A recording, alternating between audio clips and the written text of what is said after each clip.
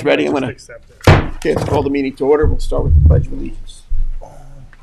To the flag of the United States of America, and to the republic for which it stands, one nation, under God, indivisible, with liberty and justice for all. Okay. Welcome, everybody, to the Trustees General Session, March 3rd, 2025 at Town Hall. Welcome to the people on Zoom. That's the Secretary Treasurer to call the roll. Scott Harwitz. Here. Ed Warner, present. Richard T. Marin. Here. Joe McLaughlin. Here. And Matt Parsons. Present. All present. President. Welcome, everybody.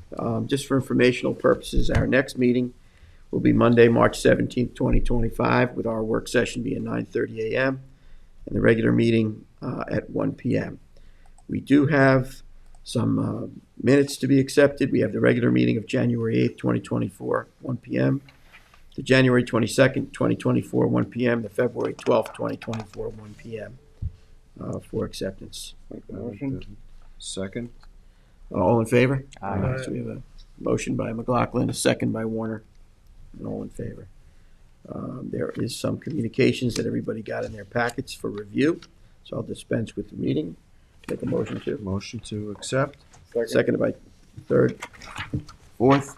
All in favor? Aye. Aye. Okay, we're not going to do that. We do have some discussions on for the Board of Education. We have a presentation to learn about the new treated wood products. As you're aware, we don't allow treated wood products for the trustees, but we seem to be out of synchronization with the other regulatory authorities, which is creating confusion.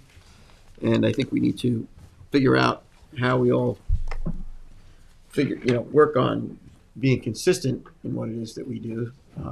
So I'd like to turn the floor over to, if you want to approach. Thank you. I'm Jeff Miller. You can come at the podium and just state your name and Sorry. affiliation. I'm Jeff Miller, and I'm with the Treated Wood Council. I'm the president and executive director. And there is a gentleman that works with us. His name is Chip Bremer, and he's in Texas. He's prepared to give a virtual presentation on some of the technicalities. Jessica, is there a way to link him in? Yes, so Kevin is behind the scenes back there, and Kevin can let him in. Kevin, can you hear us? Thank you.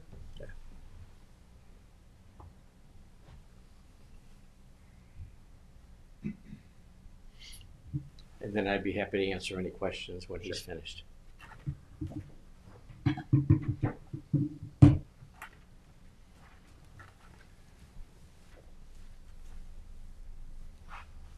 Can everyone hear me? Yes. Yeah, the other two screens aren't working, Jess.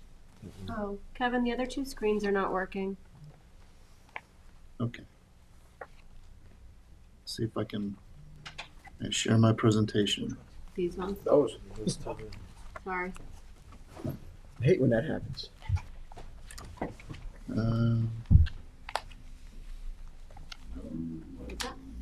Oh, you want that shown on here too? Yeah, Yeah. and this one? Oh, no, yeah, no. They don't go on that one? Oh, okay. Okay. Sorry, guys. Kevin, can he share his screen? Yeah, you can share. Okay. Chip, you should be able to share your screen. Am I sharing it now or? No, we see you. See you. Okay, let's see. We see a bigger you. All right, let me see if I can. Everything's bigger in Texas, remember that. Steaks. Yeah, I could go for a big steak right about now. All right, how is? I'm not seeing any sharing.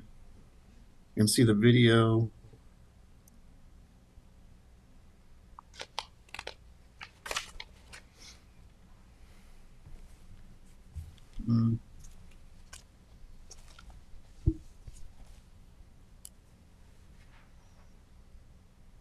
All right, how do I share, Kevin?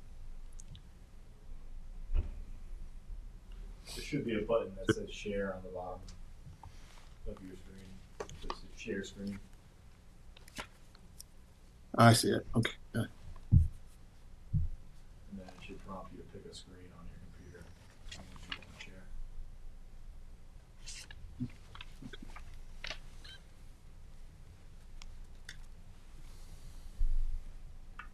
There you go. All right, good.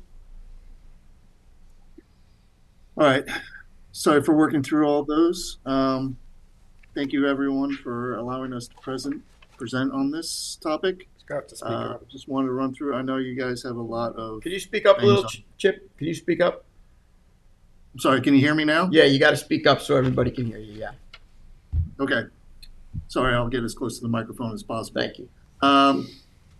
So what we're trying to do here is to open up discussions on the restrictions on treated wood use according to town codes, and we'll run through this agenda real quick. But I know in the interest of time, we may or may not. Of course, you know Jeff Miller is there. I'm also here operating out of Austin, Texas, and we may hear from Kim Merritt from the Southern Pine Inspection Bureau if she's on in Pensacola, Florida. Anyways, the review of the restrictions, we met with the town council on November 27th to discuss these codes that Chapter A 340 that had several sections restricting the use of treated wood, and we believe that these sections should be revised to allow for limited use of treated wood products, and hopefully we can get this sorted. So I'm just going to cover really quick why wood is treated. So under proper conditions, non-preserved, non-treated wood can give centuries of good service, but mostly unfavorable conditions can leave it open to fungi and insects and other marine borers. So in order to protect it from those, to ensure maximum service life, the treated wood processes are in place to make sure that that wood can give maximum benefits. So for treated wood over other materials, if properly treated and installed to specification, give you up to 30 or 40 years more of service life. But it's also sustainable. It's a renewable resource, environmentally friendly. It's very cost effective. It can be almost half the price of cost of steel products. And it's also highly regulated, controlled by third-party inspections and other regulatory agencies. And it's very reliable. It's been successfully used across the country for almost a century for several infrastructure applications. The main standardizing body is the American Wood Protection Association. It's a nonprofit organization. It's ANSI accredited. It's the principal standards writing body for the treated wood products industry. It's recognized by most specifiers for utilities, marine, road, building construction, and government agencies. It's set up with technical committees. They're comprised of industry experts, from consumers to government officials to academia, producers. Basically, these are the experts in the treated wood industry that have years and years of experience.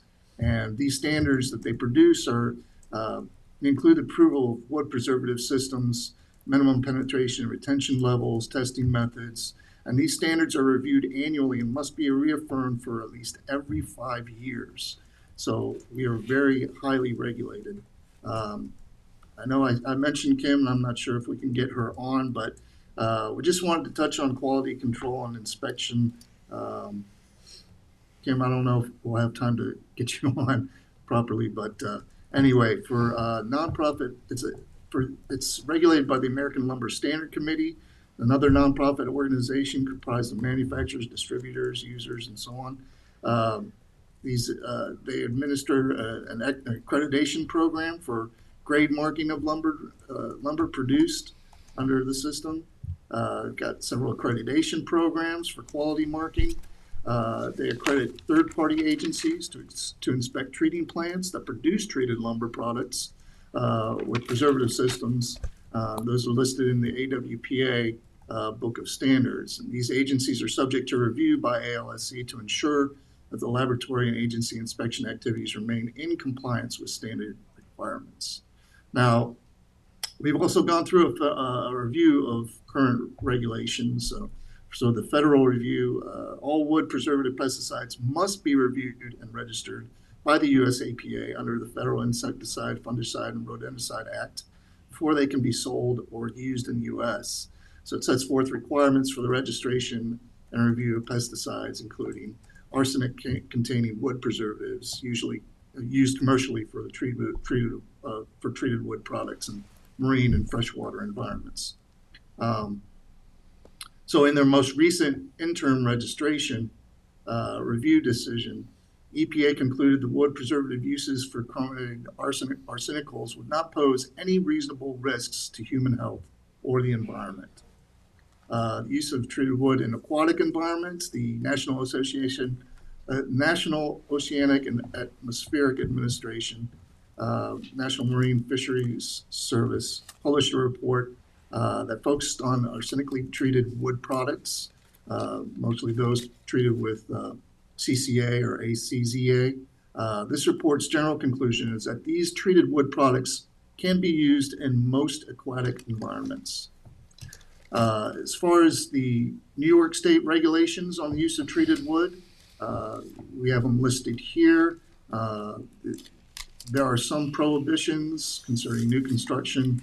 Any structure that uses lumber treated with CCA on any playground owned by the state. But after, even though with all of those, we found no other provisions that regulate or restrict the use of treated wood marine products.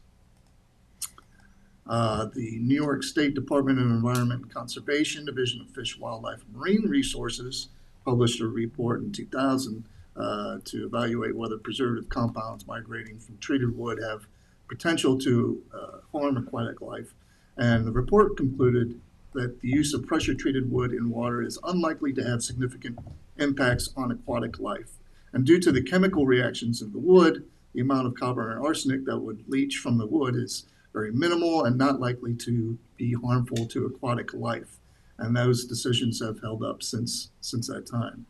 The New York State DOT addresses treated wood materials. They use them quite often. There's treatment conforms to the requirements of AWPA, standard U120, the commodity specifications for sawn products, and under G, which is marine and saltwater applications. So they have regulated that as well. For the New York State Department of Parks, Recreation, and Historic Preservation, they maintain a set of general specifications for contracts. And so they have a set of dock specifications that we saw in 2024 that contain provisions that could be generic for all state land projects. It's basically saying that the use of creosote treated wood under this permit is prohibited under New York State. All treated wood must be aged in the open air for at least 3 months prior to in-water use. Wood must be clean and free of surface deposits. And only appropriate preservatives approved for marine use are permitted. And that harkens back to the AWPA rules that I specified before. Environmental impact of wood versus other products from marine piles. So there's a September 2012 report on the life cycle assessment of CCA treated wood marine piles. This report concluded wood piles are better for the environment than the other 3 materials, and 7 out of the 8 impact indicators, including fossil fuel use, greenhouse gas, net GHG, acid rain, small eutrophication, and ecotoxicity. Now, wood piles also place second in the water use impact indicator, which is better than concrete and plastic. USDA technical report treated wood selection. So, in the use and selection of treated wood products, the U.S. Department of Agriculture Forest Products Laboratory, they have a general technical report that serves as a good source of information for preservative needs, options, specifications, and so on. So going back to all this, we wanted to provide some suggested action for code revisions. The first suggestion would be to amend all code sections that currently address the use of treated wood products to read as follows. The use of treated wood materials shall be in accordance with Chapter A340 Rules and Regulations for Management and Products of Town Water, Section 50 Dock Regulations, subsection A2 of the Town Code. That would cover most of the general. And then for the second revision, we suggest amending Section 50, subsection A2 to read as follows, taking out that language there and stating, pressure-treated wood products may be used on any trustee-approved structure in accordance with the following. Wood products shall be treated with pesticides currently registered by the US EPA for the application intended in accordance with FIFRA. Wood products shall be used in accordance with the New York State Environmental Conservation Law. Wood products shall be treated in accordance with the American Wood Protection Association Standard U-123 commodity specification for the application. All treated wood for in-water use must be clean and free of surface deposits and aged in the open air for at least 3 months prior to installation. And to the extent possible, all cutting, trimming, sawing, or drilling of treated wood products must be done away from any waterway so that chips and sawdust do not enter the waterway. So those are our suggestions. Do we have any questions? I mean, there's a lot of questions, right? I don't know if you want to address. Between the two of us, we'll try to answer any questions you have. I mean, you know, my concern that I've seen is that, and as you point out, there's inconsistency of what we allow and what the other regulatory authorities permit on our jurisdiction, and it creates confusion. And to further add confusion, we own underwater lands in the villages, and the villages they don't have anything referencing this. So what happens is projects get built, on the adjoining waterways on underwater lands that we either own or regulate. And there's just too much inconsistency. We really need to figure out how we eliminate that inconsistency, and everybody kind of understands whether, the rest of the state is doing the wrong thing, or we're, painting with too wide a brush here relative to this. Because when you talk about, you made mention in there about the greenhouse gases and the effect on fossil fuels and so forth. When you're using tropical hardwood, it sounds good, but when you think about that you're harvesting a rainforest that can have global effects continents over, and then you're putting this, on a giant ship and sending it across the ocean. I read discussions about sustainability, and then I read discussions that say that this is not sustainable, and that the continuance of degradation of the rainforest is going to have dire consequences on us globally. There's cause for concern. So, at the local level, you want to have logic and consistency so that, water quality policy makes sense. And then you want to have consistency so that you can have proper enforcement. Okay? You have confusion just in the bidding process of projects located within the town. All right? And then there's the global aspects. So, any light that I guess we could shine on and learn about how to appropriately look at this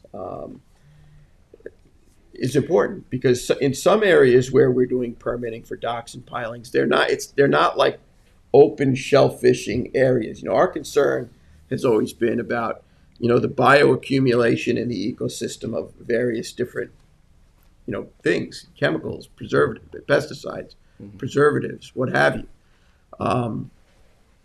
But, there's been a lot of information in terms of how much of a risk that really is. And there are certain areas where it's close to shellfishing and there's no evidence of leaching of this material.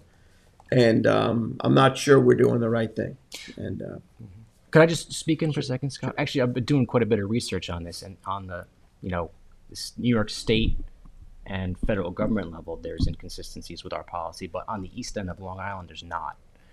We currently, all East End towns, including Southampton, East Hampton, Southold, Shelter Island, Riverhead, all significantly restrict the use of CCA lumber in dock construction. So as far as consistency goes, out here we are currently consistent with other towns and other municipal agencies who are, and all these towns have restricted this stuff, for significant reason, for significant cause. Same thing with state of Washington has, completely said no to the use of CCA. We're talking about treated lumber, but let's talk specifically about CCA. CCA has been, is not available for any upland use in this country at all. It was in 2004, it was essentially voluntarily banned because of the concern of the toxicity. Copper, chromium, arsenic is a class A carcinogen, and areas where it has been manufactured, specifically in Speonk, have become Superfund sites because of the chromium and the arsenic leaching into the groundwater. So, we're a couple decades behind on this, but there's significant reasons to not allow CCA and not to use CCA in our environment. So the reality is, though, the villages have not adopted those standards, and we're still suffering from the fact that projects are getting built on our bottomlands connected to our waters in an inconsistent fashion. And the confusion is created based on the fact that those other regulatory authorities have changed their standards for different areas, and it's created this confusion. And that has created enforcement issues for us.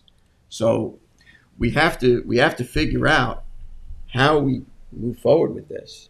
In other words, do we speak to the villages and say, we need you to come on board with our standards? But I think this is an education process and a communication which starts here. So I think, and you're standing there, so you could just chime in at any time. If I could just say one thing, back to the, we're all concerned about the rainforest. We all want to have healthy and productive rainforests that are protected.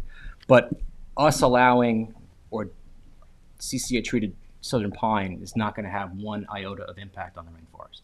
I was not elected to protect the rainforest. I was elected to protect the waterways of Southampton town.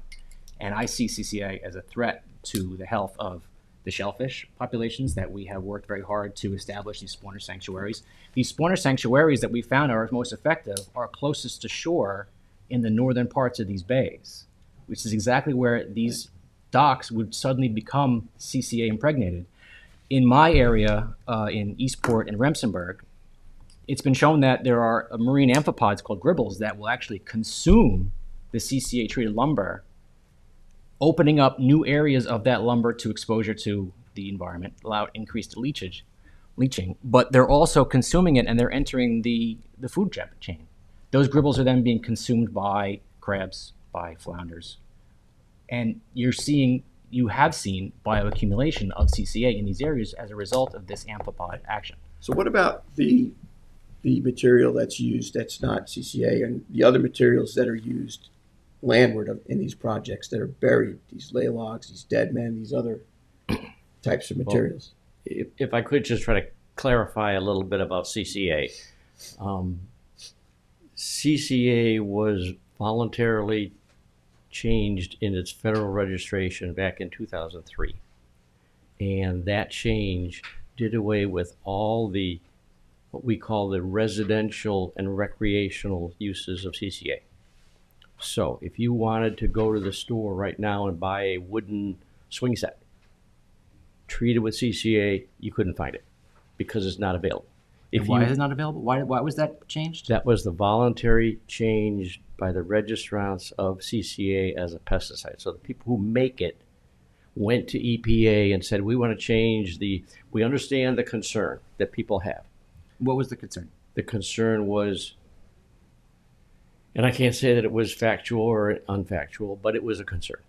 And it was a concern that the chemicals in CCA were toxic to not only to the organisms that might chew on the wood and damage the structure, but the concern was, could they be toxic to children who might play on a deck or might play on a swing set? So back in 2003, all of the uses of CCA for residential and for recreational purposes were banned. But that didn't ban all of CCA. So CCA is still very much allowed for upland uses like utility poles or highway guardrail systems, for foundation pilings. So if you have a house that's perhaps inland a little ways and you want it away from a tidal area, you might have it on pilings. Those are foundation pilings. If there are any houses like that up in this area, all of them are on a CCA piling, every single one, because it's the only chemical that's used. If you move outside this particular geography, up and down the entire East Coast, the pictures that you saw there were from the Hilton Head area in South Carolina. And they are all made out of CCA pilings. The docks, the piers, marinas, all of them are treated with CCA, and CCA for marine application is still very much allowed, and EPA did years and years of testing and found that it doesn't cause any unreasonable risk to the environment. Now, if you want to build a dock and the decking on top of the dock or the handrails, that cannot be treated with CCA. But the understructure materials can, and that's still allowed by EPA. It's still allowed everywhere else in New York State under the New York State regulations and all up and down the East Coast. I will caution and say there's one area that I know of where it's not allowed, and that is in oyster beds in New Jersey. And there is a specific regulation Yeah, actually, I can tell you the names of the in New municipalities. Jersey that says you can't use CCA. In fact, you can't use any treated wood. Yes, exactly. It's Not named just St. CCA. Shrewsbury, Manasquan, and St. George's thoroughfare. They all That's right. banned it because of their concern about their shellfish populations. And Which is my concern too. And that's limited to agriculture, grazing, farming areas. Not the entire coast of New Jersey, just those areas. Yeah, because they're concerned about their shellfish populations and the potential impacts on them. Same thing with Washington State. Washington State did the same exact thing. Could I just You're ask absolutely correct. Could I ask a quick question? Because I know there's multiple different pressure treating ratings on the CCA when it comes to marine grade Yes, CCA versus upland CCA, and I know that yes.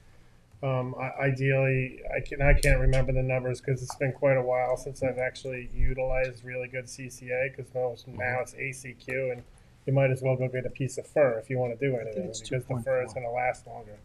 But I mean, is there any actual written recommendation or mandate of what the maximum allowable pressure treating? Yes. So you And it- have a quantifiable number that Yes. that is in this literature? Because I didn't see it in. It's not in the literature here, Up but there. it is in the AWPA standards. And what is that number? And for this geography, it's 1.5 pounds of CCA per cubic foot of wood. So 1.5. So but 20, 30 years ago, it used to be 3 was decent stuff, right? I wasn't doing this work 30 years ago, so I don't know. But if you go down farther south into the, let's say, the warmer waters that are year round, it's 2.5 pounds. 2.5. Okay. So I'm close on the numbers. It was like back in the 80s, and it was 3. So you guys probably had to tone it down a little bit. But so what's in the recommended New York State guidelines is 1.5. Yes. Correct. Yes. All right. Thank you. I And- have a few questions. I do share some of the concerns that have been voiced here today by Trustee Parsons. However, have you when we spoke back in November, we had discussed, and I think it was Trustee Warner who brought up that I guess there was several. What drove this initial ban was, I guess, a lot of the European countries had banned CCA some decades ago. Could you expand on that? But also, could you also tell us if you reached out to any of our counterparts in East Hampton or Southampton in terms of approaching them as to their regulations? You said European. No, I'm saying those were two different questions. I said, can you expand upon any knowledge you have as to why they still have a ban or why or what's going on? European ban. And also, have you reached out to any of our counterparts in East Hampton or it's helpful to express your views on CCA to them, to our neighbors. I have not reached out to them. Okay. I'm not familiar with what Hampton. Northampton or East Hampton or West Hampton Okay. does. I'm not familiar with what they require or Okay. don't require. And also, could you expand upon why maybe the northwest of the U.S. bans, or what is driving their bans, or what's going on in Europe? I mean, do you have any knowledge base as to that train of thought,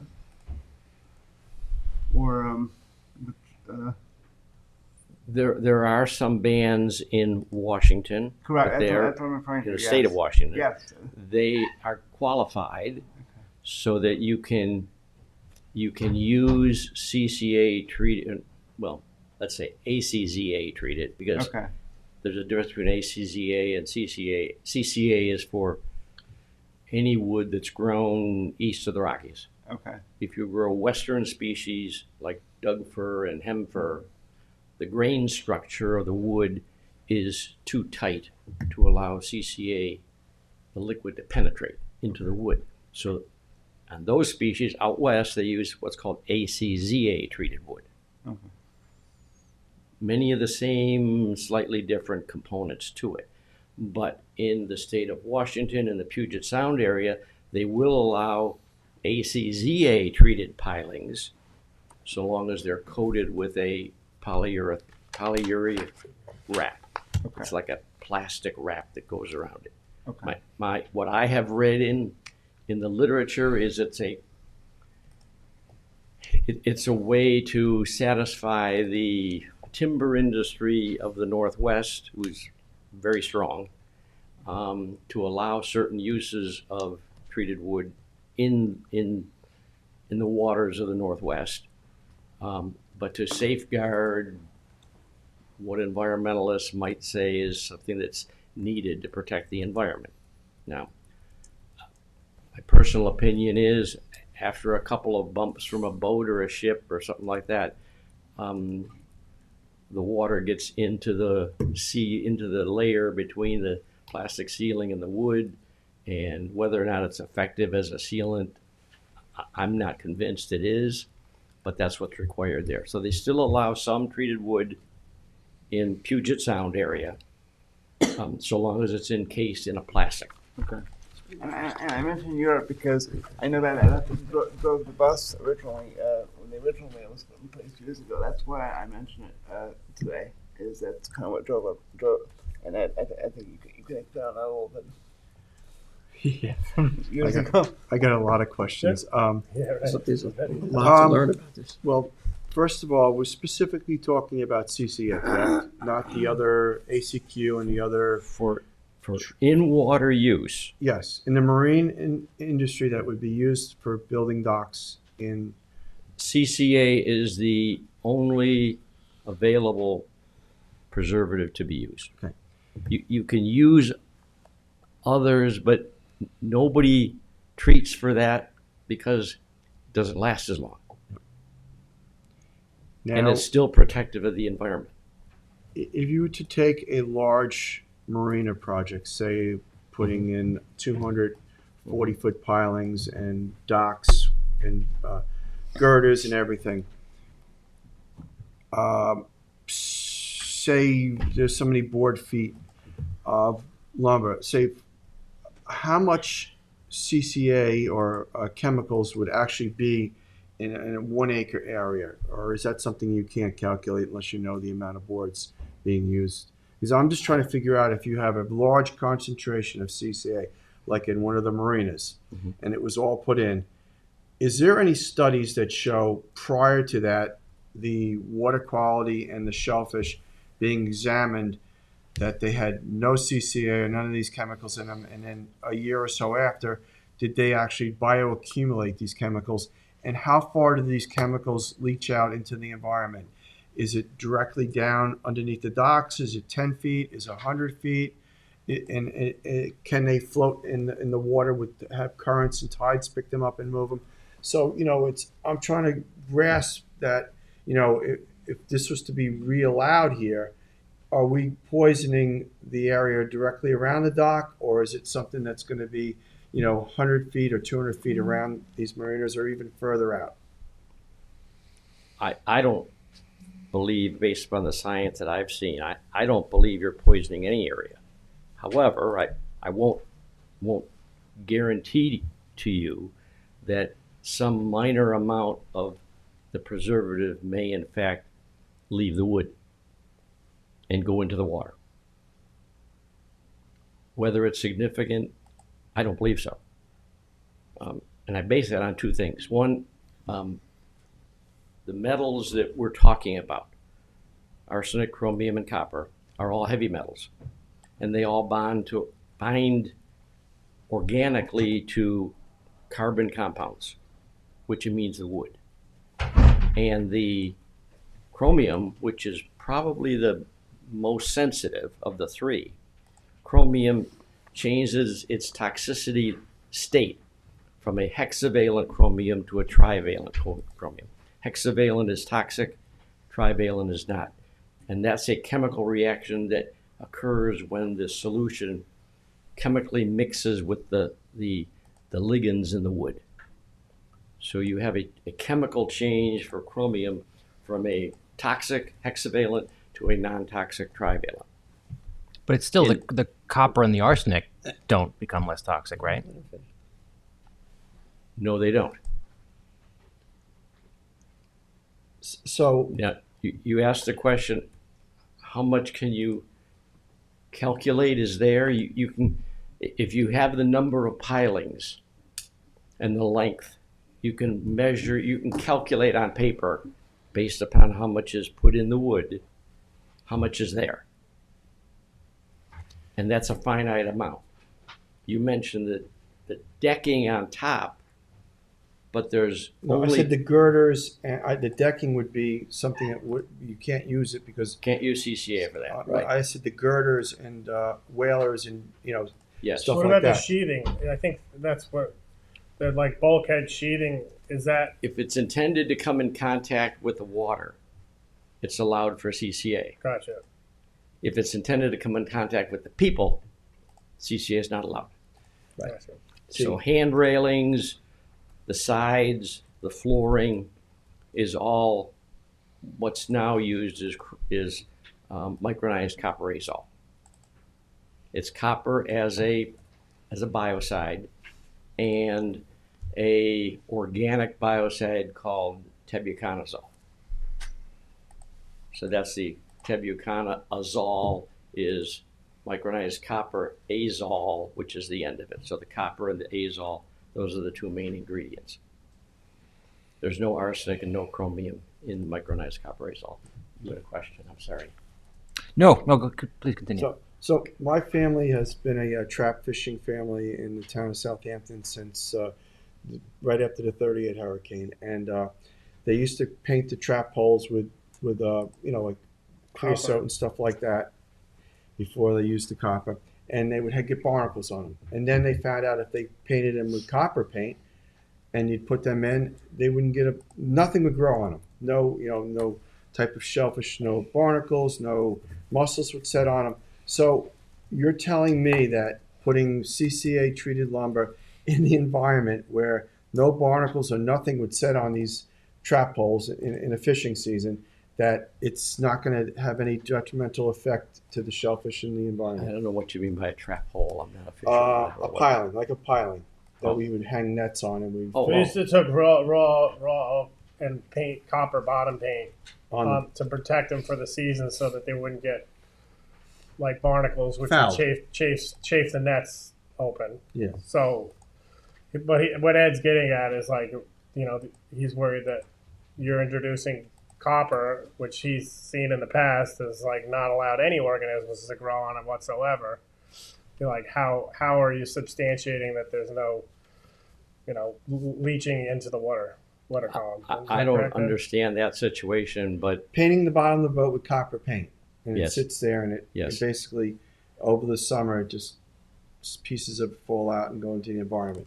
That's not good for the environment. So how can you tell me that a CCA piling with copper in it isn't going to cause some kind of leachate that comes out into the environment, and the shellfish ingest it, and or their larvae, when they spawn, the larvae go to set, and it's going to kill them, because that's what copper does. It kills, certain crustaceans, barnacles and stuff like that, and jingle shells and stuff that would set on these poles in the bottom of the boat are non-existent. So the CCA treated lumber, one of the components of it is copper. Yes. And it basically doesn't allow any of the shellfish to set. Mhm. So I'm trying to reason through how it's not going to be a negative in the whole environment, not just around the small perimeter around of a marina. Let me try to answer it as best I can. The pictures on the screen of the docks Mhm. in the waterway, the decking, as we mentioned before, is micronized copper azole.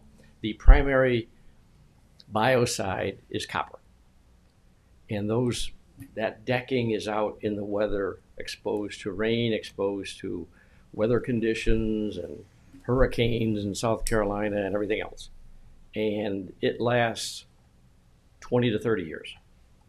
And I would only guess that, without having a scientific study done, that planking would never last 5 years if the copper exited and wasn't there to protect the wood. And that's why that planking eventually becomes non-effective treated wood. It becomes bare treated, as if you put just an ordinary plank on there of sawn lumber, and it might last 5 years.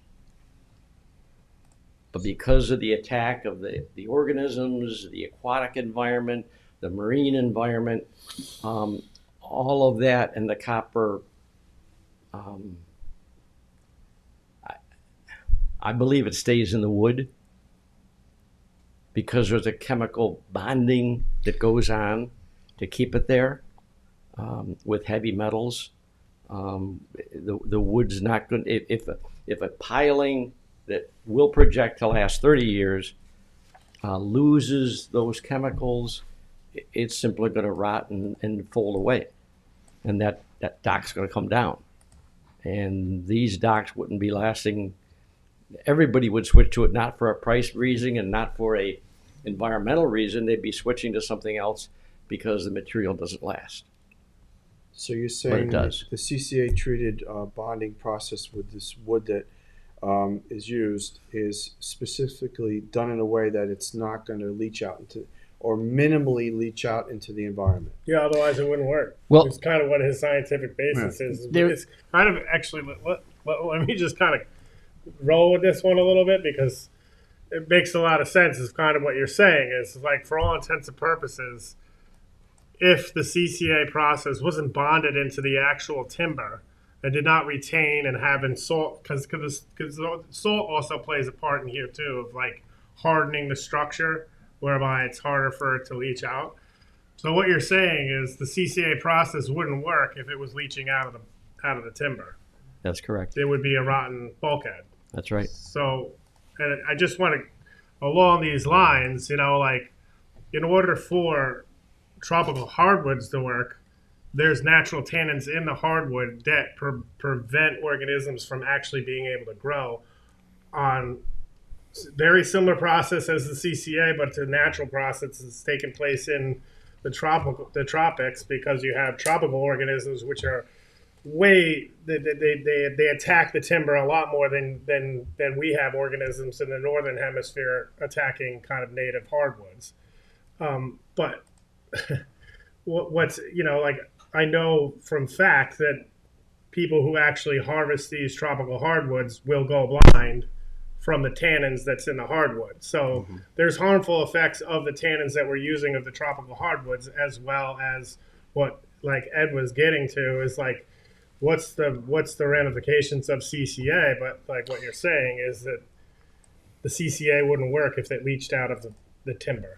Correct? Well, it's been shown. There's a woman, Professor Judith Weiss, as well as Jim Sanders, Judith Weiss did her work over here in Stony Brook, Southampton. Well, I guess it was just Southampton College that showed that the CCA does leach out, and it does leach out for longer than the industry tells you it does, and it does leach out farther than the industry will tell you it does too. It's been replicated several times. Like, it's the first 6 months, I believe, are the worst, but it never really stops leaching. You know, the marine borers will continue to act on this wood, and imagine that the outside part of the wood has leached out. As you dig away at that piling, you're exposing fresh CCA to be leached out again.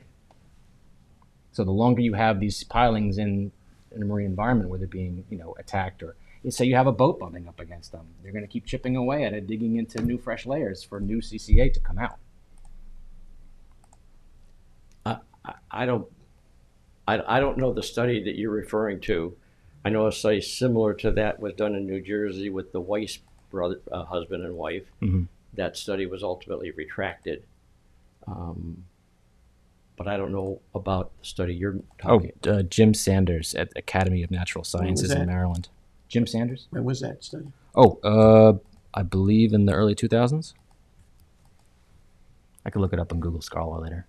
I know that in 2020, Department of Environmental Conservation did a study and a review of all of that, and that's how they came out with their recommendation to ban the use of creosote-treated pilings.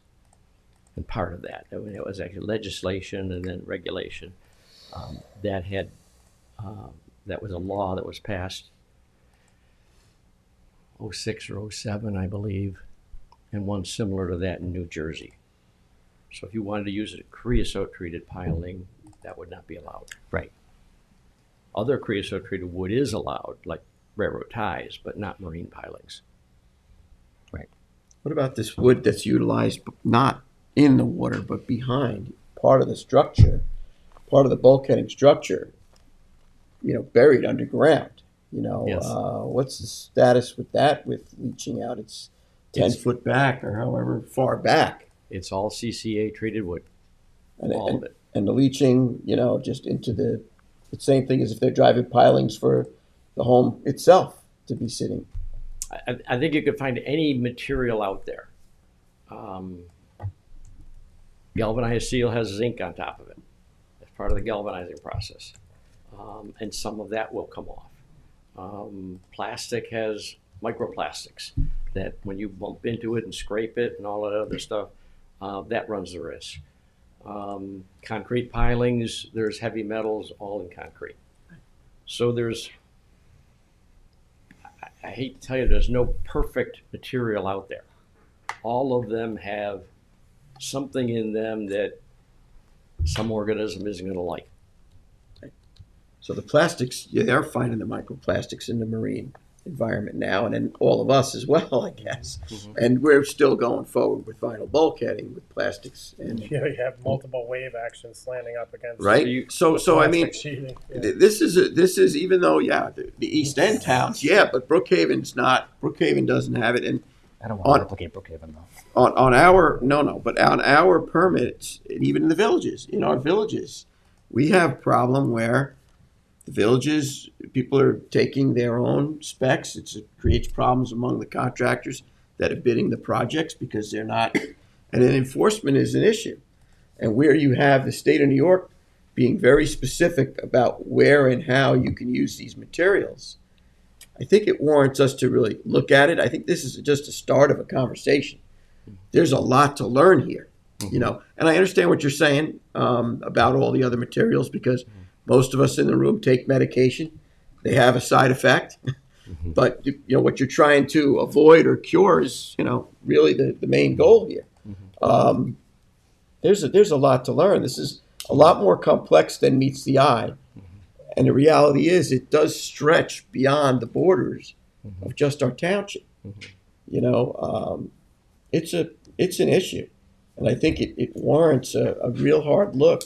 Mm-hmm. It warrants a lot of education to come to a really good decision, because there is a concern for, the pride of our community, this shellfish, mm-hmm. and not having things, bioaccumulate in those shellfish, and then up the food chain as other fish eat it, and then ultimately we eat it. So there really needs to be a good determination of, does this go in the water column? Where does it leach to? Where does it go? I mean, if you use examples in our town where you'll have a marina that's all the way at the end of a creek, that if we had to go get, samples of that material, we would have to truck it out of the state in order to be in compliance with the state regulations to dispose of it. If we're putting tropical hardwood pilings in that material versus putting in these types of pilings, are we really doing any good, or are we just spinning our wheels here? And I think that you got to take a look at this in terms of where you're using what materials and what are the effects truly. Does it really get out of that area and go to an area where it is an open shellfish bed where that can happen? Or is it just sitting at the end of a creek? That's unfortunately, not the greatest environment to begin with. So there's like a lot of considerations here. And I think just, painting with such a wide brush, especially when, all the other people that are on the same projects as ours are inconsistent. It's really creating an issue.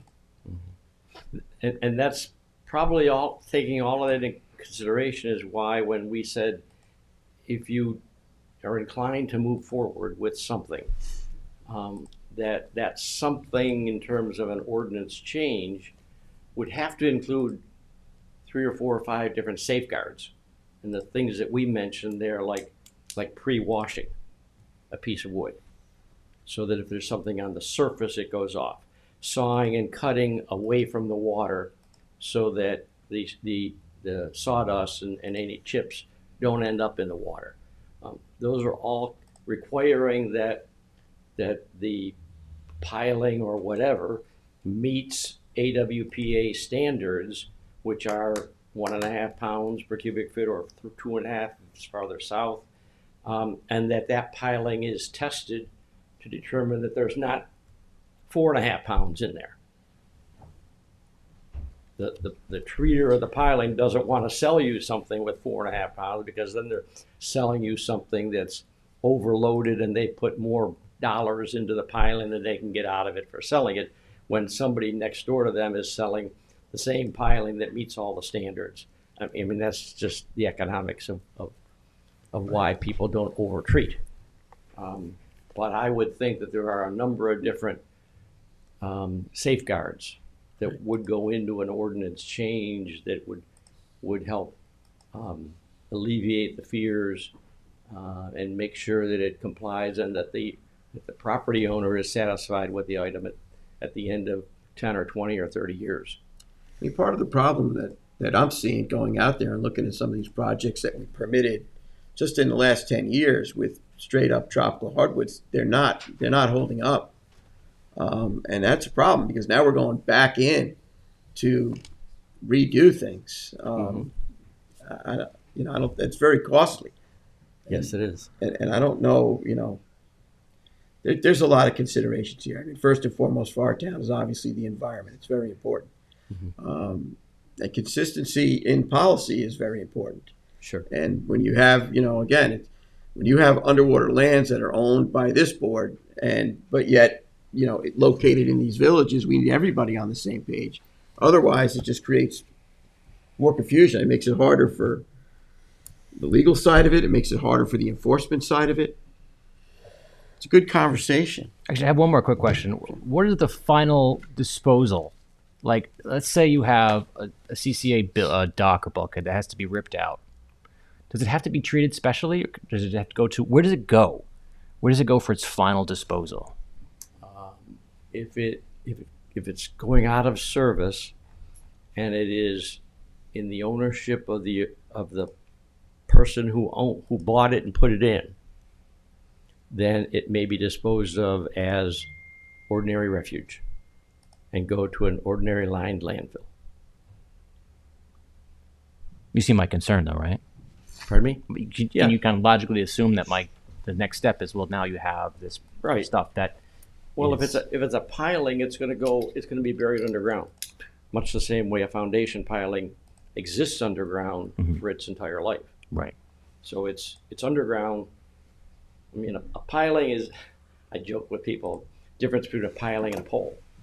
And one goes in upside down and one goes in right side up. And, you know, whoever's selling them tells you which way is the right way to put it in. But they go in the ground and they live there in the ground for 25, 30, 40 years. When they're, in the case of, let's say, a utility pole, and a tractor trailer truck runs into it and snaps it off and they pull it out and throw it away, well, it's under the ownership of the person who put it there, which is the utility company, and it goes back in the underground somewhere. Right. See, that does concern me, though, especially here on Long Island with our, you know, our ground aquifer. I mean, let's be real, like that's where it's going to end up, right? CCA is going to end up And reaching I'd back like to into think it. it does the same thing underground after it's been disposed of that it did underground when it was living there, Right. holding up. But at some point, the wood material is going to degrade, and nothing will be left but the heavy metals. Well, the organisms may uptake those heavy metals and disperse them. But you know, that's, into- but, But they're But not you're going to gonna have- disappear, though. but you're gonna have that material being used at different projects throughout Right. the whole system to begin with. So take the flip side of that and say, if you banned it for all of that and you transition that to tropical hardwoods, you'd have no rainforest left. So you need to like balance. You got to find some kind of a balance. Well, I mean, you still have toxins. What I'm getting at is you still have toxins in the tropical hardwoods that we don't even know. It's not even tested. Yeah, but we know It's that being CCA is a uptaken. carcinogen. Yeah, but so is the tropical hardwood. That's how it works. Are It's tropical carcinogen, hardwoods and, even and the used for organisms burning? are taking up. Chip, Yeah, you're we have getting a an answer. comment. Yeah, A question? No, it is a comment, I think. Well, I mean, I don't think tropical hardwoods are used for pilings. If I'm not mistaken. I think most of the hardwoods are you know, generated from, you know, more local North American Right, sources. but here we use greenheart for pilings. Because they have not been, I don't believe they've been tested for that application. We've used I mean, them and they recognized don't. testing agent. but I think we're we have a confusion here of Right. pilings of upland and pilings for bulkhead structures. So I just Right, want to you- clarify. Like we started talking about telephone poles, and then like rotting in the ground, and then like let's, as trustees, we start at the high tide mark and go out. So our concern is what's going to happen in the water column. They got a little sideline when we said what's going to happen when we want to decommission any of these structures. But the long and the short of it is we've had failures using tropical hardwoods, and we're concerned about it. And we're also concerned about how CCA is going to affect our aquatic environment. And that's what our discussion's about. And that's why we had you come here. And I Right. think this is not going to happen right now. Like this Well, there's just too much to learn. There's too much to learn about this, and I think that really where the conversation has to go beyond, experts right here at the source, is to the other regulatory authorities in terms of what the thought process is. Right? Where are we going wrong? Where are we?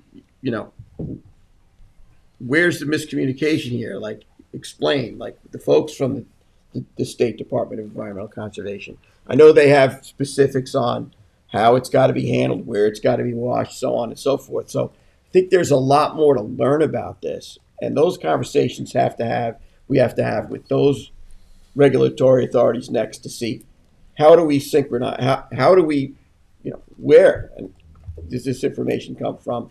Where you've made switches to allow this, where's the rationale, and then there has to be conversations with the villages within the town that are abutting our waterways, so there's consistency in water quality policy. Because if there isn't, it creates for complicated enforcement, and it just doesn't make common sense. Okay, so this is an excellent start of a conversation where we all need to learn and look at this and figure out which is the best direction. I do have another question.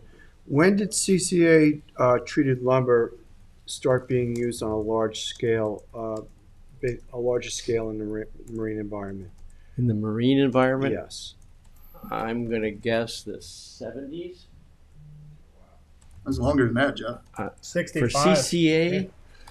I remember creosote up until like 1972 or something like It's that. like the crossover was like the 60s, because that bulkhead that you were referencing that was in Davis Creek was CCA. That was like the starts of CCA. Okay, so around, yeah. Yeah, so that would be 60, 60, 65. 70. Yeah. I remember rowing in a lot of pants as a kid, snapper fishing back in the late 60s and early 70s with creosote Creosote? Yeah. on a hot summer day. And So 70 would make it 55 years. Every time 55 I smell it, I years think it's of been Jones Beach. right. I don't think we need to drag this out. Well, I don't know if you have anything more that you want to add. What do you want You got, we're trying to learn. So if you And have I'm something trying to- more, I mean, you did a nice present.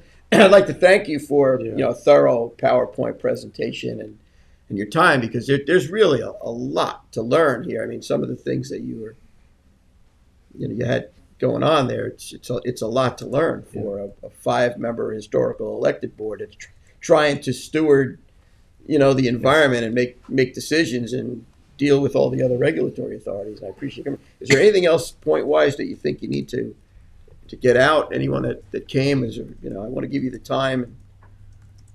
Well, Jeff, if I may, I just want to remind them that there's a reason why a lot of other areas like yourself, like town of Southampton, other waterways use CCA. I mean, it's been, the AWPA and FPAO they've been testing CCA in land, freshwater, saltwater applications for over 70 years.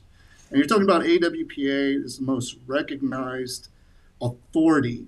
And we're talking about scientists and experts on preservative manufacture and chemical processes. I mean, these people regularly review these standards, and they regularly review all of the products out there. So, if there is one authority that you should be listening to, it'd be AWPA. Because in CCA, like we said, I mean, the chemicals are fixed. The bonds, the chromium chemically bonds to the arsenic and copper into the wood, and it's a good process, it's a solid process, and it's been proven to be safe and effective. So, And I would only add that, Chip mentioned the AWPA, but EPA goes through that pesticide review before they even license it or register it for use, and that's a 5 to 10 year process of testing the material and testing the preservative, testing the environment that it goes into, and all that has to be done, and they have to satisfy them before they can even go into market. DEC has the authority to regulate any pesticide, as they've done for creosote, and as they've done for CCA for playgrounds and other uses, CCA treated wood. I think CCA has been very thoroughly examined with studies done at DEC and studies done at NOAA and studies done with the Parks Department for New York State. There's always an amount of doubt that people have. You're taking a piece of wood and you're impregnating it with a liquid preservative, and then you're putting it in water. And intuitively, the easy solution that people get is, well, some of it must come out when you put it in the water. But that's why we have a pre-washing system. That's why we have a drying system that is a specification requirement to help minimize all of those exposures. And I'll never tell you that there's a zero exposure and a zero risk, because that doesn't exist. It doesn't exist for our products. It doesn't exist for any products. Correct. But history and the long history of its use and the widespread geography of its use gives me some confidence that it's a very good product that lasts a long time and has minimal, if any, impact on the environment. But I think the other I think we have to organizations, look at all that. the other organizations that are in our jurisdiction as regulatory authorities, they're much larger than us. They have scientists, they have those arms, and I think that we've got to invite them next to have a conversation with the board so we Sure. can continue to learn the rationale Mhm. in terms of why this is. And we may roll back with more questions for you as well, because we're going to keep trying to learn about this to make sure we're making the best decision. And we're available Okay. anytime. Appreciate that. Well, thank you for your presentation. Thank you. Thank you. You're welcome. Yeah, it started the Conversation. Yes. Yeah, that's. Anybody else? I mean, anybody in the audience have a question for him while we're here? Thank you. I'll put a couple of these here. Anybody on Zoom have a question? Do you need one? This is just the beginning of a conversation, so there'll be plenty of time for questions as Yeah. time goes on. Thank you. Yeah. Thank you. All right, so we do have a public hearing. What? He has one hand up. Oh, is there a hand up? Who's got a hand up? Hold on a second, gentlemen. Hold on. Is there a question? Yeah, I'm bringing them in now. Okay, there's maybe a question.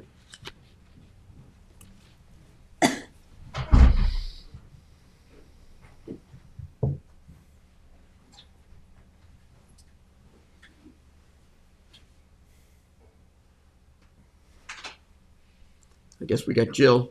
Okay, yes. Hi, Jill. Hi, you can hear me, right? Yes. Okay. Hi, just listening to this whole situation about the docks and the CCA that might Please identify possibly be yourself. toxic. Back in 2022 June, there was a dock. Jill, Jill, who are you Can exactly? you just state your name for the record? Yeah, we don't know. Yes, it's Jill Caruso. Okay, thank you. Is Okay. it specific I'm to? just inquiring. This is the docs. She said docs. This is in reference to the discussion that was just had Okay. about treated CCA and pilings for dock usage. And I was just bringing up that back in 2022, the trustees approved a dock for usage, observation usage only, on in an area that is adjacent to marshlands on Ludlow Lane. And my question is, there's about 20 pilings. If this is detrimental to the environment, why would the trustees have approved it? And it is an unuseful dock that is only there for observation. If you look at the records of the homeowners that were selling the property, it says an observation dock only. This Okay. dock is only used, it only has an 18-inch usage at the low tide point Okay, at that the end of the dock. dock This that you're dock referring is to is placed not when- CCA material. That dock is Greenheart. Excuse me?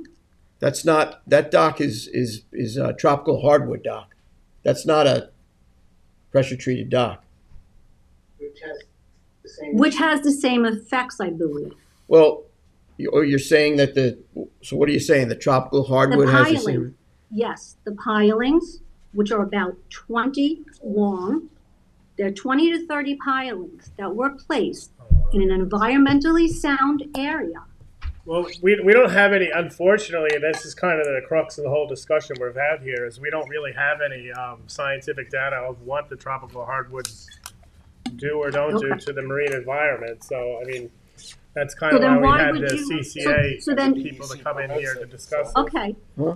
I The get DEC that, but then permits the why would the tropical trustees hardwoods, even so- Yeah. approve it if it's a non-use dock? What was their Well, intention to this approve this the dock? discussion's about just learning about CCA. treated lumber versus tropical lumber. It's not about docks. It's about learning about Yes. treatment. Yes, which was used in this dock. Okay. Whether it be tropical lumber or the CCA lumber. Well, as our council Something just- was used. our council just reminded us that tropical hardwood is approved by the Department of Environmental Conservation Well, to as is use the in other material. marine environments, and in other Right. townships, so is CCA. So we're just trying to kind of Right. have more of an understanding of the impacts of what CCA has with the marine environment. Right. So And can I just ask you're why talking would about the the dock trustees itself, or- then approve of a dock for no usage by a protected area? Are you talking about the dock? Because we're not discussing the dock. No, I know, we're not talking about docks, but I Right, feel so like This it's is a not pertinent. This is It's not not pertinent to really the It's not conversation. relevant to the conversation. Yeah, it's not really relative to this topic. Oh, But thank you for Okay, I your, just thank you for figured chiming because in, of though. the- Speaking of the CCA Right. and so on. Okay, thank you. Thank Is anybody else there, Kevin? Okay. All right, Thank you. thank you. again. Thank you. Thank you. So, there's a public hearing that's for Pratik Dalal at 20 Ludlow Lane, Hampton Bays, which is what she was mentioning, Ludlow Lane. We have a request to Open the hearing? adjourn it, right? Open it and adjourn it? Yeah, there was, I guess, a request that. Yeah, there's further comments from the other regulatory authorities, which, as we just got done discussing, there's a lot of regulatory authorities that get involved in this process, and they all have to synchronize for it to make any sense. And we don't even know what this project is at this point. Right, no, procedurally, since we've opened the hearing, there's been a request for it to be adjourned for that information to come in from a regulatory authority.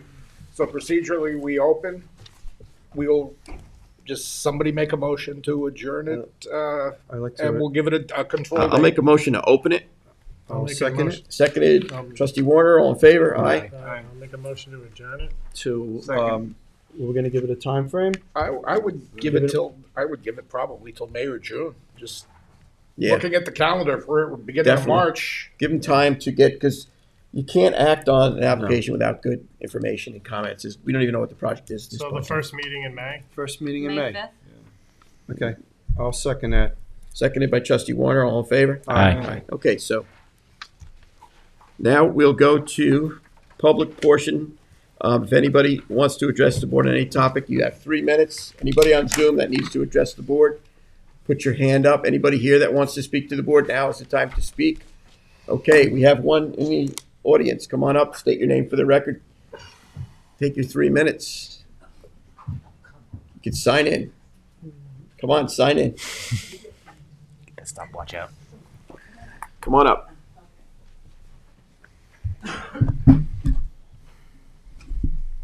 Good afternoon. Good afternoon. My name is Lorraine Pacelio. I'm from the Bayview Pines Civic Association.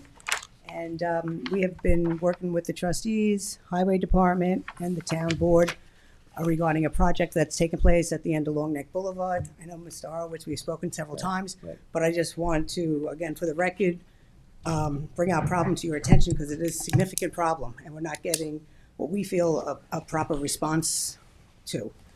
We have a town board resolution that was approving a project for $258,800 for stormwater remediation for Long Neck Boulevard.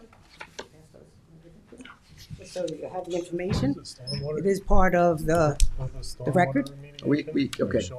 Hey, if you like it, you could Yeah, have we'll one. take it. I have a copy there. Just, I'll pass them down.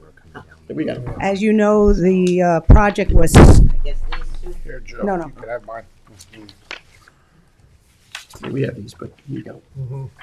as you know, the project was stopped by Highway Department because the community was never consulted, and when we were consulted, we met with Chip and Matt, and pretty much the project was given a thumbs down because of the severe flooding that takes place at the end of that road, and the project would be become a big mosquito trap. So since then, we've asked Supervisor Moore to take a look at it, and she's working with Mr. McCardle. However, we feel that this should be in the trustees' domain since it has, the effect that it has on the end of the road is because of the beach. So this is a picture of the beach. Chrissy, can you just see the beach? The problem, we think, it has to be coordinated between the town trustees, the town council, and the highway department, because the end of the road is merely taking care of the end of the road. But meanwhile, the flooding is because of the condition of the beach and not being maintained properly. Oh, I just wanted to give out that's okay. Just wanted to show it to them so they could visualize the beach. At any rate, the beach is being flooded for multiple reasons, and we believe it, the primary one, which we spoke to you about, Mr. Horowitz, was the sand buildup at the end of the road. It's the materials from Royal Avenue dredging is being dumped right in front of the road end, and it's raised up that side of the beach 3 to 4 to 5 feet. And the, what do you call that? The rocks that extend out off of Royal Avenue are buried in sand, and they're not protecting the beach. And the water is coming straight up that beach and right up the road. So I don't know why the town trustees are not in charge of this water quality improvement project, since it involves the beach and the flooding, and that's what I'm here for. Well, I saw your video that you sent. Of the flooding. I saw, but that video was like the bay coming in and up the road. Tidal inundation, and there's nothing that this board's going to be able to do to deal with that. There's not. Well, the jetty is but been protecting it for years. Okay, so we got a couple different things going on here, and we can go from there. So the video that I saw is just, you get these big storms come rolling in here. They come in through these low-lying neighborhoods, and effectively, our board figuring out some way to prevent that from happening, it's going to be monumental. Well, we don't expect you to stop Hold the on. water from But flowing. that's what we were seeing coming up and in. What the concern is on the water quality storm runoff is not for that purpose. Right. It's for when you have heavy rainstorms and you have that water running down the street from the rain.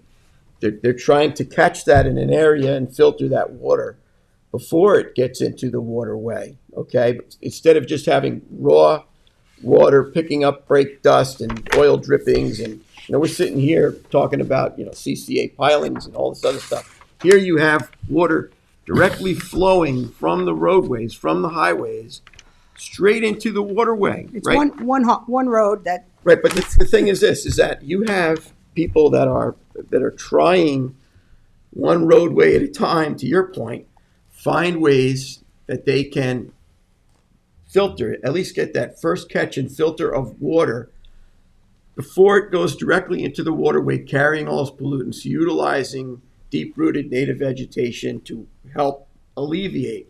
So you have flooding issues, but from two different threats, right?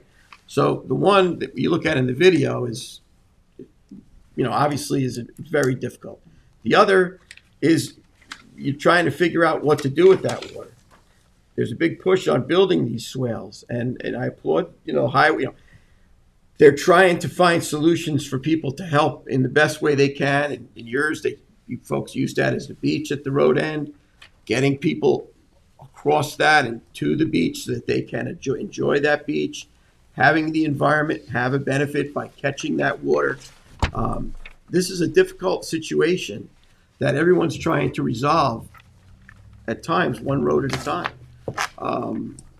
So, I mean, And I just kind of want, along those lines, I just want to clarify for Ed that this grant that you guys pulled was for stormwater runoff. right, Yes. runoff. Okay, Yes. Stormwater runoff.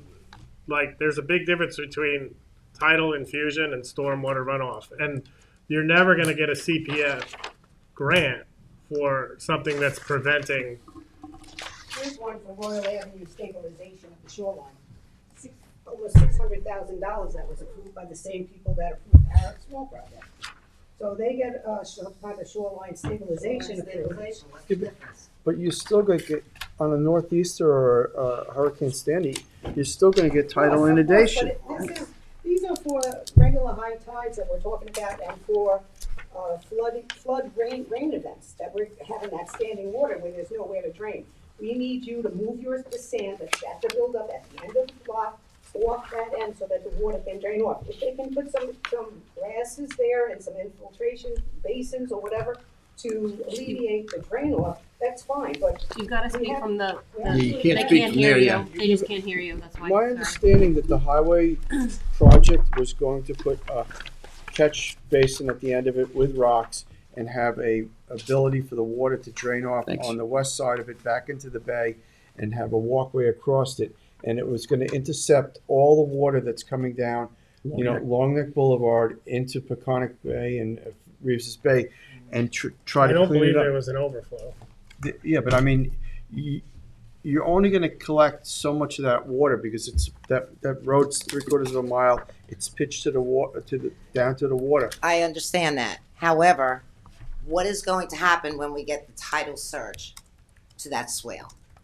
It's going to be wiped out. It'll be inundated, and with deep-rooted. Exactly. Right, but the reality is, with deep-rooted, That's the reality. no, with deep-rooted vegetation, it'll come up, and it'll go back, okay, and it should not be damaged. That's the design of these things.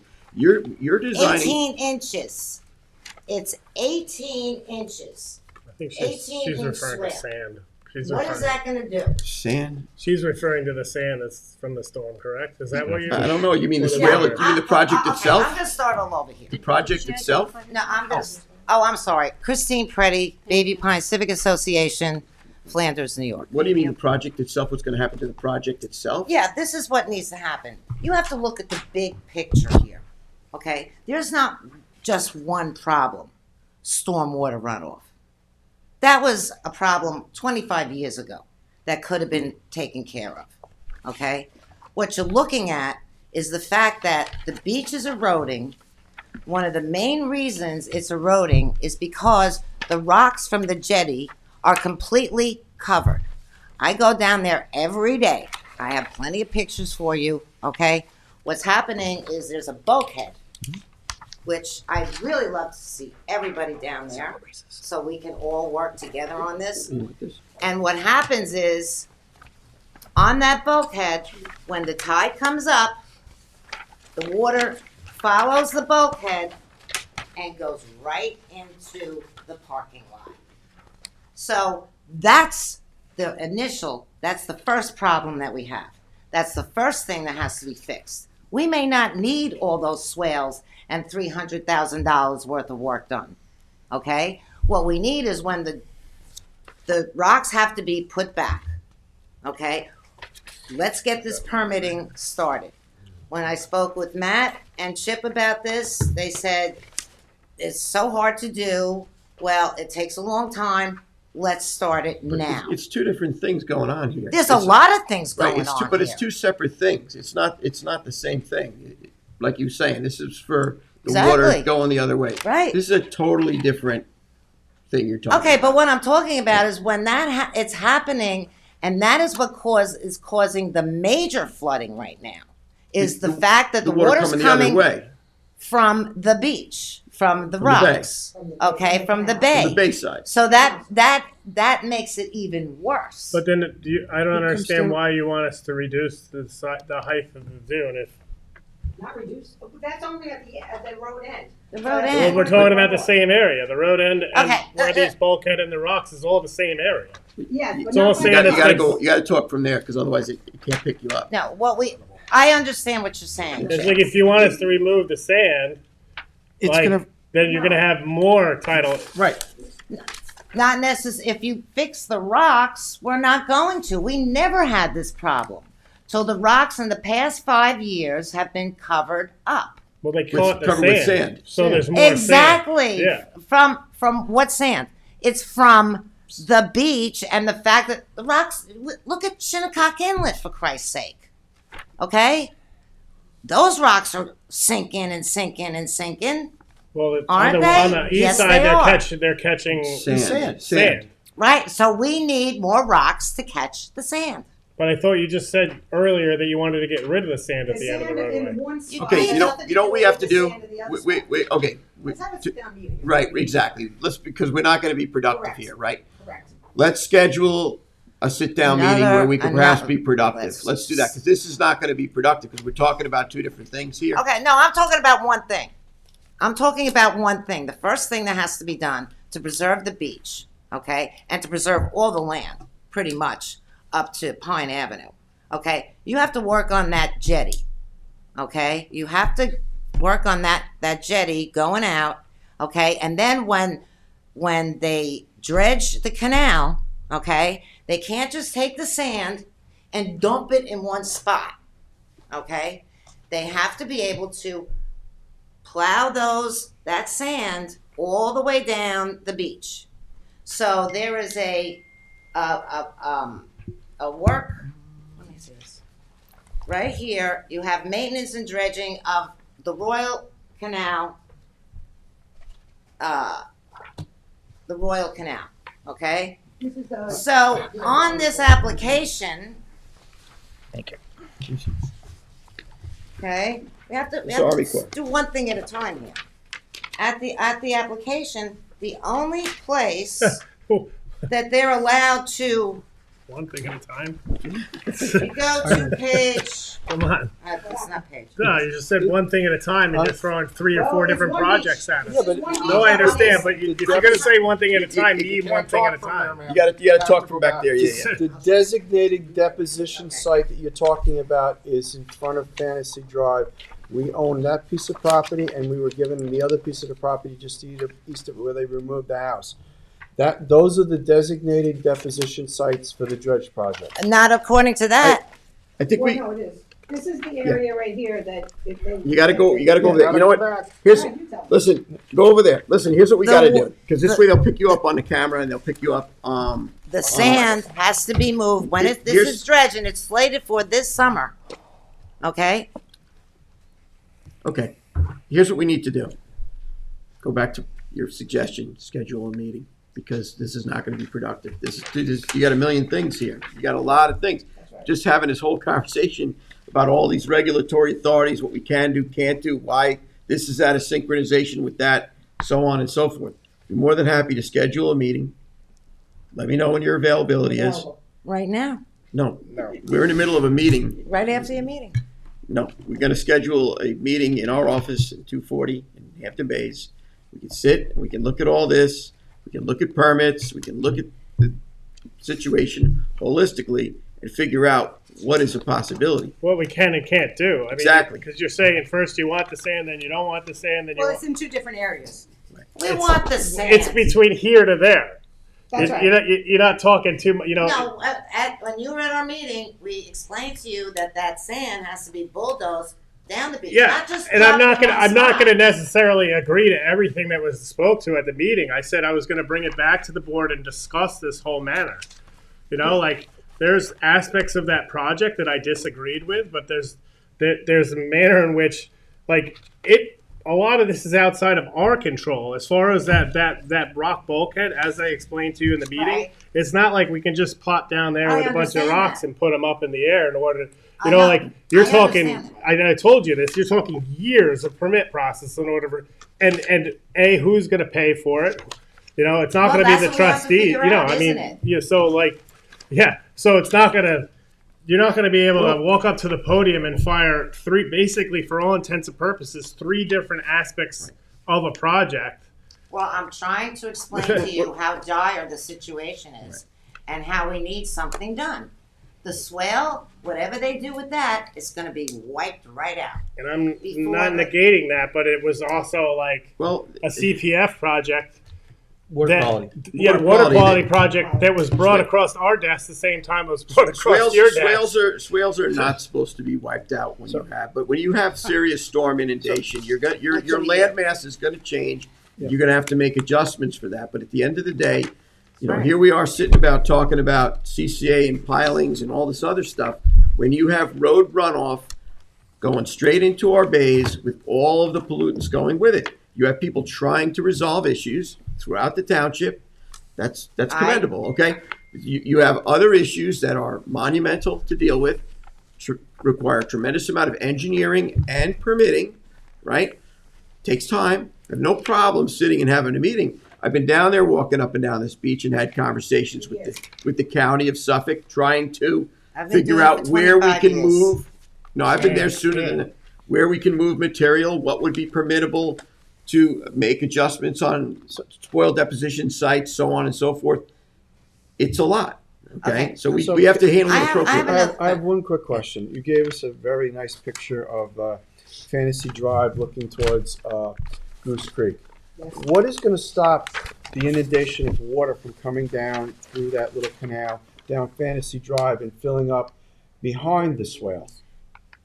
So you're, On Fantasy Drive. yeah. Rebuild the dunes that are gone now. No, the water's coming in from Goose Creek No, in that it's little not. canal. It's going across the beach. No, that's not Goose Creek. It's coming from That's every Goose Creek orifice right it there. can possibly Right, come in. exactly. That's the house on Exactly, the point. it's gonna find its I way. spent 40 years of my life up There's here. a I know. most, it doesn't matter, So whatever. all the water's coming down here. It's inundated the whole meadow, and it's I'll tell you coming where from. it's coming from.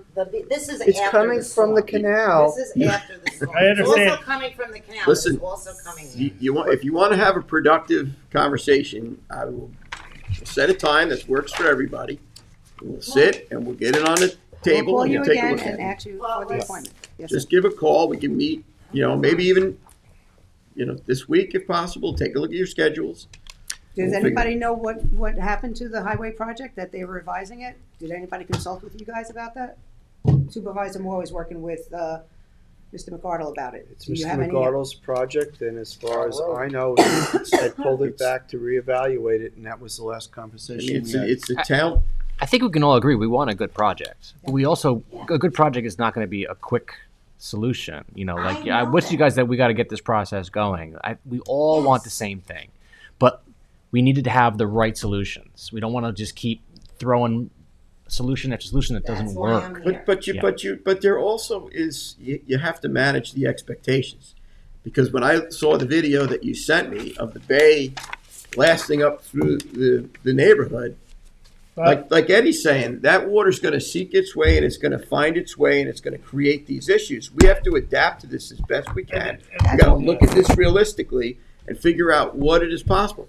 Again, I commend the highway department and the town board and the folks at the Water Quality of the Community Preservation Fund because they're trying to resolve issues of pollutants going into our bays unchecked. I Okay? understand that. So it's two And different that's why we're things. here. That's why we Yeah, want to I get do it. I mean, the older gentleman at your meeting had, it was a very good conversation that I had afterwards, and I think we're all on the same page here as far as when that dune was not there, the bay came in, whether it's whatever angle or direction it came in from, and it left.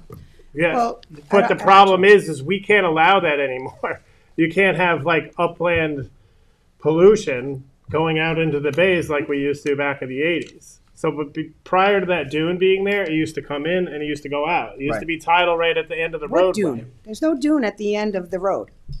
It's all the way along the beach that there's the dunes. Well, there's, the sand pile that you said that we Yes. must remove at the Yes. end of the road, correct? Yes, yeah.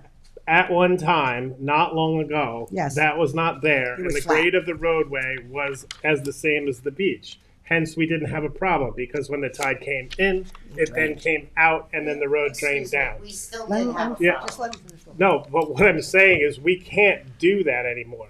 That's stuff that you used to be allowed to do in the 80s when you could have the whole polluted roadway drain into the bay. I just want to make it, this is a small road. It's not a lot of cars driving down there. There's not a lot of pollution that ends You up have the on whole the road that watershed floods from in. Flanders going down that road. No, Where do you no, live and on this- the road on Royal Avenue that got twice the budget and has a little flooding. They got twice the budget. What are they doing over there?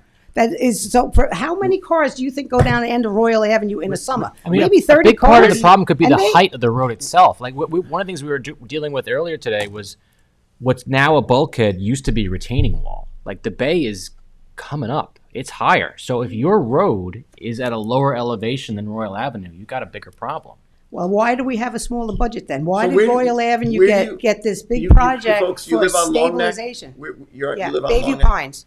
But you're on this road, this Long Neck Road? I'm not on it. I'm off the road. You're There's on the Long Neck 26 Road? blocks that run off of Long So you- Neck okay, Boulevard. so We're you're not- both off the road of All right, live so you off don't Long live Neck on the Boulevard. Long Neck. Okay, so you can't. Okay, I get it. Listen, let's schedule a formal meeting. I think it'll be more productive. All right. All right? Thank you very much. No problem.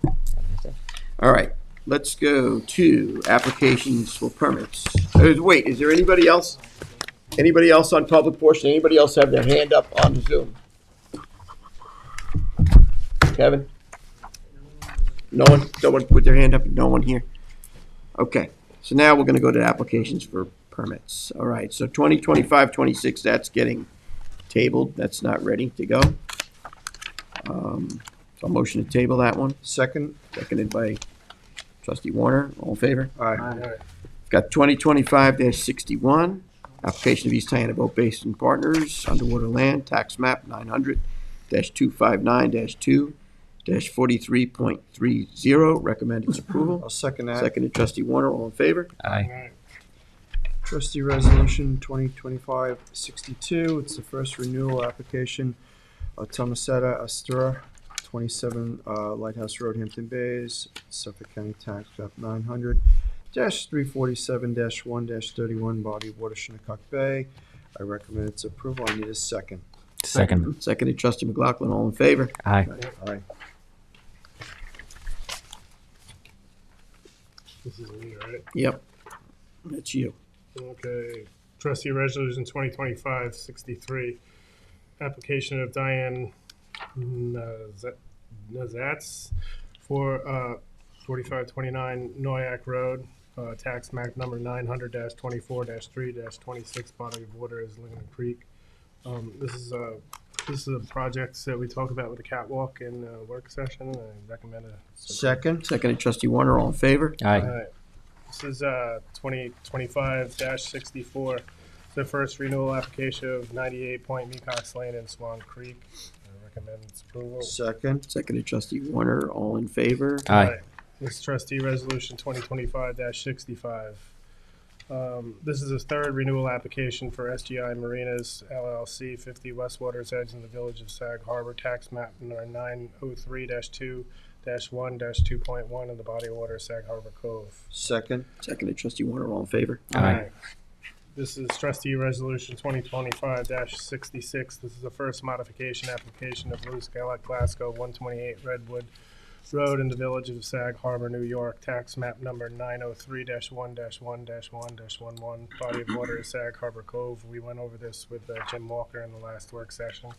I recommend its approval. I second it. Seconded trustee Parsons, all in favor? Aye. Trustee Resolution 67 and 25, this is a first new application for, Lake Agawam Park, number 994-15-2-22.2, by Ward Agawam. I'll second on that. Seconded trustee Warner, all in favor? Aye. Trustee Resolution 68 is 25, this is the first, renewal application for 16 Court Road, in, Fish Cove, number 900-61-1-69. May I have a second? Second. Seconded trustee Warner, all in favor? Aye. Trustee Resolution 69 of 25, this is, another first renewal application for 373 Millstone Brook Road, North Sea, tax number 900-110-2-1. I have, Second on that. Seconded by trustee Warner, all in favor? Aye. Trustee Resolution 2025-70, authorized expenditure for kayak signs. I recommend its approval. I need a second. I'll second it. Seconded by trustee Parsons, all in favor? Aye. 2025-71, authorized purchase of snow fencing and stakes for cut openings in Plover program. I recommend its approval. I need a second. Seconded trustee McLaughlin, all in favor? Aye. Trustee Resolution 2025-72, notice of public hearing from Monday, March 17th, 2025 at 1 p.m. I recommend its approval. I need a second. Seconded trustee McLaughlin, all in favor? Aye. Trustee Resolution 25-73, authorized expenditure for stocking ponds and lakes with brook and rainbow trout for 2025. I recommend its approval. I need a second on that. Second that. Seconded trustee Parsons, all in favor? Aye. I got trustee resolution 2025-74. This is position of legislative aid in trustee's office, currently occupied. Such position is administrative exempt position and is not a unit position. Whereas the Board of Trustees wishes to increase the current annual salary of Elizabeth Kana from $62,864 to $72,000 retroactively to January 1, 2025. Seconded by trustee McLaughlin. All in favor? Aye. Trustee Resolution 2025-75, authorizing the opening of Mecox Bay dredging season to 6 weeks and commencing in the season on March 20th, 2025. I'll second that. Seconded trustee Parsons, all in favor? I Aye. need to abstain from that one. We need a first, then. What? Did you say you abstained? Yeah. Okay. Okay. Trustee Resolution 2025-76 authorizes the trustee to commence issuance of agriculture permits pursuant to Article 14 of the Rules and Regulations of the Management of Project the Waters, the Blue Book. I need a second on that. I'll second that. Seconded trustee McLaughlin, all in favor? Aye. Congratulations, Eddie. Yes. There you go. Trustee Resolution 2025-77, warrant number 3 for 2025. The check registers reads as call ahead for $50, Creative Safety Supply Inc. for $3,851.80, Ellen Financial Services for $1,277.13, Fisher Signs Insurance for $1,980, Home Depot Credit Services for $239, James Olivo for $2,500, PSEGLI for $244.70, Quonk Sinclair Fuel Inc., $510.94, Riverhead Building Supply for $999.90, Town of Southampton for $117.40, and WB Mason Inc. for $260.79 for a total of $12,033.66. I recommend its approval. I need a second. Seconded, all in favor? Aye. All right.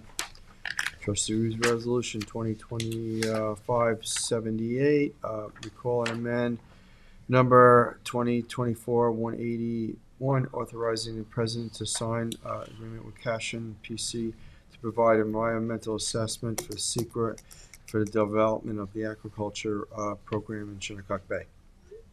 Second on Second that. Seconded trustee Parsons, all in favor? Aye. All right, so no walk-ons, right? Is there any additional discussions that the trustees would like to have? Not satisfied you've had enough discussions today? I think we're good. Good? Wow, we No, talked the top a one. lot. All right. Want to go into brief exec, is it listed on here? Or we just Yeah, that's Yes? a brief one. Okay, Yes. so I'm going to make a motion to adjourn the meeting and go into exec for discussion of litigation, personnel issues. Seconded by trustee McLaughlin, all in favor? Aye. Okay. This meeting is adjourned. Have a great day.